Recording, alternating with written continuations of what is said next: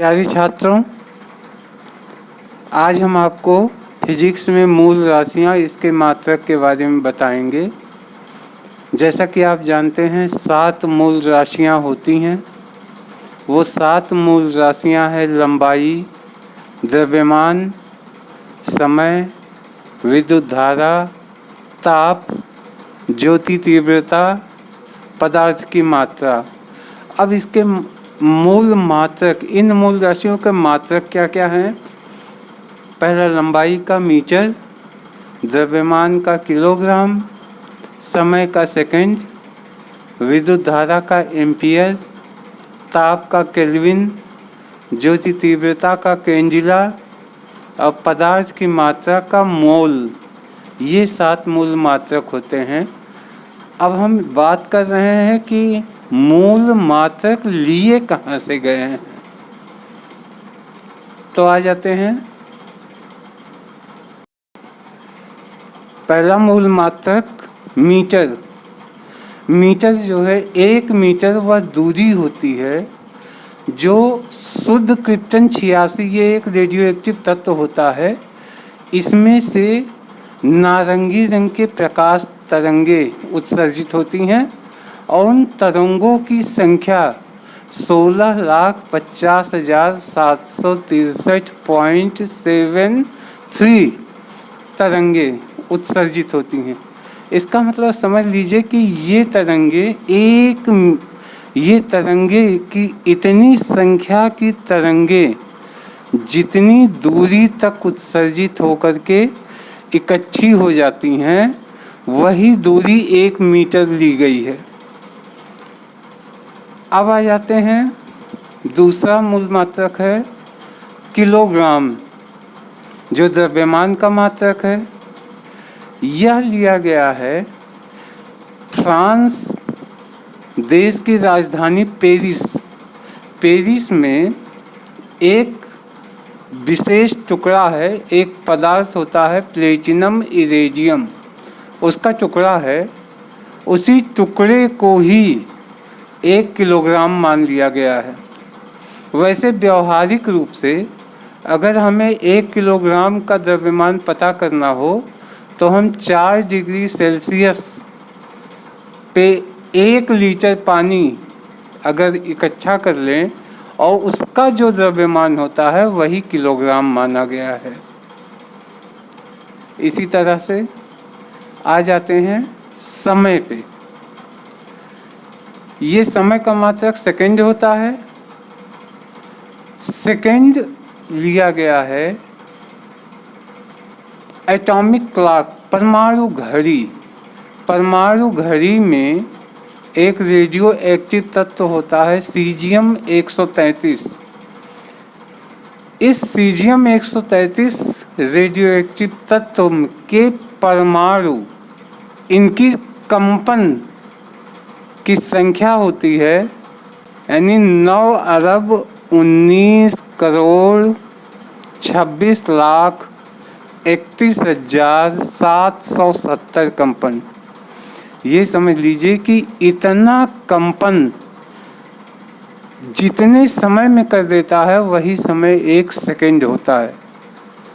आप इन संख्याओं को अच्छे से याद कर लीजिए, क्योंकि यही संख्या अक्सर एग्जामिनेशन में पूछ लिए जाते हैं। ये संख्या याद रहेगी तो आप सेकंड का स्रोत बता सकते हैं। अब आ जाते हैं विद्युत धारा क्या है। विद्युत धारा, इसका मात्रक होता है एम्पियर। एम्पियर क्या है?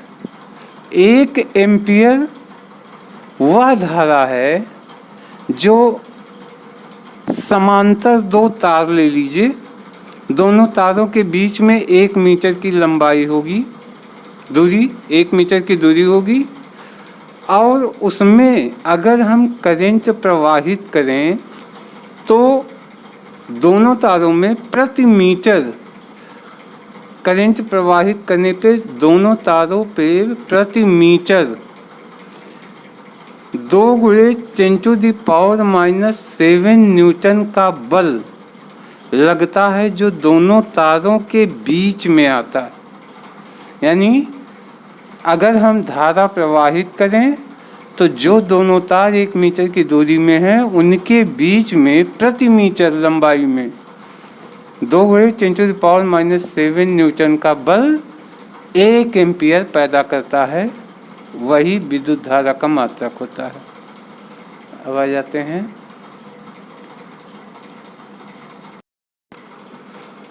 जाते हैं ताप पे।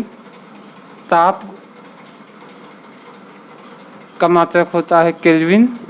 केल्विन लिया गया है जल को अगर ट्रिपल पॉइंट यानी उसके एक त्रिक बिंदु आमतौर पे माना जाता है, जिस पॉइंट पे भाप बनने लगे वो त्रिक बिंदु होता है, उस पे उष्मागतिक ताप निकाली जाएगी और उस उष्मागतिक ताप का 1/273.16वां भाग 1 केल्विन होता है।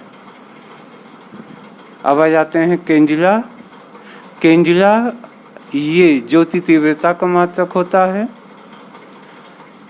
इसको जानने के लिए आदर्श कृषिका के पृष्ठ पे, जैसा आप जानते हैं आदर्श कृषिका एक काला गोला होता है जो प्रकाश को अवशोषित करता है और जब प्रकाश नहीं रहता तो उसको छोड़ता है। आदर्श कृषिका का एक जो पृष्ठ होता है उस पृष्ठ का 1/6 लाखवां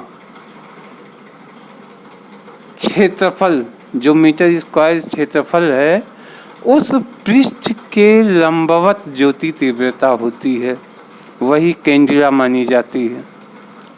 और मोल कहाँ से लिया गया?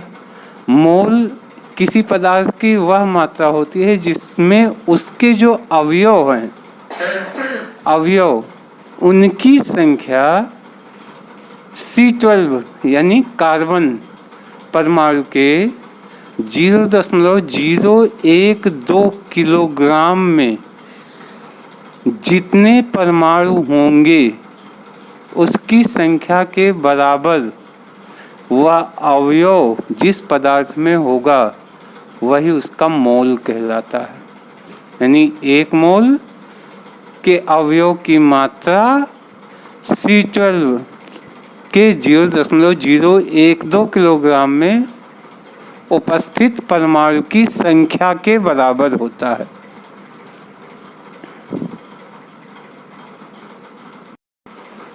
प्यारे छात्रों, इसको अच्छे से इसको याद कर लीजिए। याद करने के बजाय इसको समझने की कोशिश कीजिए और जो अंक होते हैं उनको सिर्फ याद कर लीजिए। आमतौर पे एक क्वेश्चन इसमें से पूछे जाते हैं कंपटीशन्स एग्ज़ाम में, चाहे आपका बोर्ड हो या फिर आपका कॉम्पिटिटिव कोई भी एग्ज़ाम हो। Thank you.